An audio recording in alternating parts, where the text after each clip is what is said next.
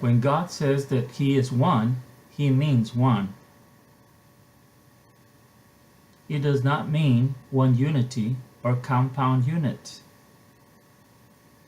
When the Israelites taught their children about God, it was always that God is one in being or person. All Bible dictionaries agree with the definition of God. God is a supreme being that is eternally self-existing. He is all-powerful, omnipresent, and all-knowing. This means that God never had a beginning. He was even before time. Hear, O Israel, the Lord thy God is one Lord. Deuteronomy 6:4. Do you agree with this?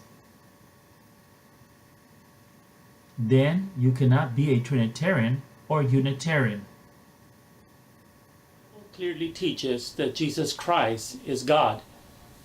To say something different than this is not believing the Bible, and it's ignoring all the verses, more than 50, that teach that Jesus is God. Now this eliminates the Unitarian belief immediately, since Unitarians they struggle with teaching that Jesus Christ is God. Trinitarians believe that Jesus Christ is God, but they don't ascribe to the definition that is universally accepted by everyone. Trinitarians teach that Jesus Christ is a begotten God. When you study the creeds in history and when you study the definition of the Trinity, you will find that they do say that God is one, but then they deny that God is one by saying that Jesus is a begotten God. You see, the definition of God totally contradicts a begotten God. God cannot be begotten. God cannot be created. God cannot emanate from another God, because this is not Bible. This would be the mythology or the teaching of the Greeks, where gods would have other gods. The Bible clearly teaches that Jesus Christ is God.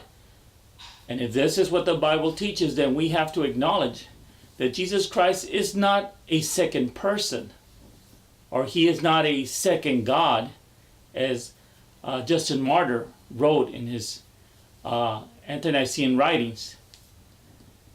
Jesus Christ is God, then He is the only God.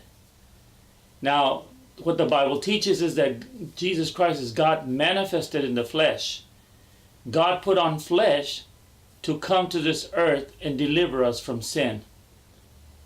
When one doesn't understand these things, one will resort to such things as the Unitarian belief that Jesus is not God.